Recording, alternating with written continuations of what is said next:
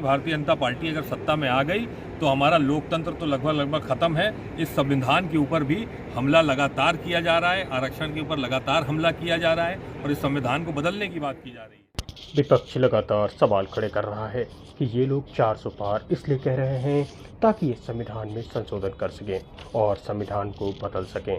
उधर विपक्ष चुनाव आयोग पर भी सवाल खड़े कर रहा है वोटिंग परसेंटेज को लेकर के। साथ ही विपक्ष इस बार भारतीय जनता पार्टी के प्रोपेगेंडा में फंसना भी नहीं चाहता है। विपक्ष लगातार महंगाई, बेरोजगारी महंगाई सबसे बड़ा मुद्दा है हमारे लिए। हमारे बच्चे बहुत परेशान। युवाओं की बात मैं सबसे पहले करूंगी। आप किसी भी गांव में चले जाएं, किसी मोहल्ले में चले जाएं, 90% युवा आपको आज बेरोजगार नजर आएगा, पढ़ा लिखा बेरोजगार नजर आएगा। उनको सरकार नौकरी नहीं दे पा रही है। सरकारी विभागों में 30 लाख से ज्यादा पद खाली हैं, पर वो भर नहीं पा रहे हैं। पेपर लिखने के समय वो लोग पेपर लीक कर देते हैं, उस पर कोई कार्रवाई नहीं हो पाती। 2017 में सबसे पहले पेपर लीक हुआ था, उस समय अगर लोगों ने कार्रवाई कर दी गई होती तो हमारे बच्चे आज परेशान नहीं। विपक्ष महिलाओं की मुद्दे भी उठा रहा है। महिलाएं एकदम पूरी हिम्मत से आगे अपनी सारी परेशानियां रखें, सारी कठिनाइयां रखें। महिलाएं घर में रहती हैं, उनको कितनी मुश्किल हो रही है इतने छोटे से बजट में घर जाना। आप महिलाओं का दर्द और कोई समझ नहीं पाता है। महंगाई में सबसे ज्यादा दर्द हमारी महिलाओं को झेलना पड़ रहा है। हर चीज की कीमत बढ़ चुकी है। उधर विपक्ष इस बार किसी भी कीमत पर सत्ता को गंवाना नहीं चाहता है।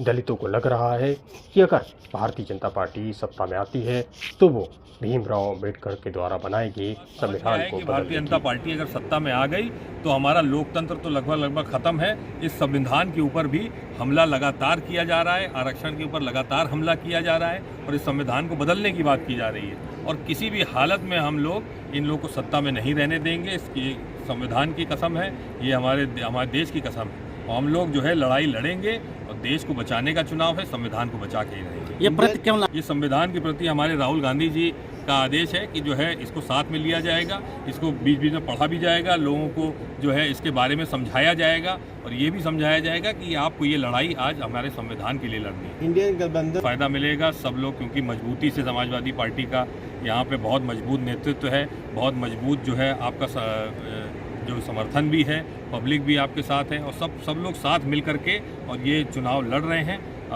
समाजवादी पार्टी के साथ साथ आम आदमी पार्टी, शिवसेना और हमारे अन्य सहयोगी दल एनसीपी सब साथ में मिल के लड़ रहे हैं। और क्यों पहले अगर सिर्फ आंकड़े अगर आप उठा के देख लें, पुराने रिजल्ट अगर उठा के देख लें तो आंकड़ों पे ही जीत नंबर्स में सीधे है। ये इशूज़ को लेकर चुनाव नहीं लड़े आप? संविधान इशूज़ से ही तो शुरू हुआ है चुनाव। इशूज़ से शुरू हुआ है हमारा, किसान का कर्जा माफ़ी शुरू हुआ है, किसान के हित के बारे में रोज़गार और बेरोज़गारी के मुद्दा उठाया गया है। लेकिन अभी जो जिस तरह से भारतीय जनता पार्टी ने लगातार संविधान में हमला करना शुरू किया है तो मजबूरी में हमें संविधान की बात कर रहे हैं आज आपके बीच में।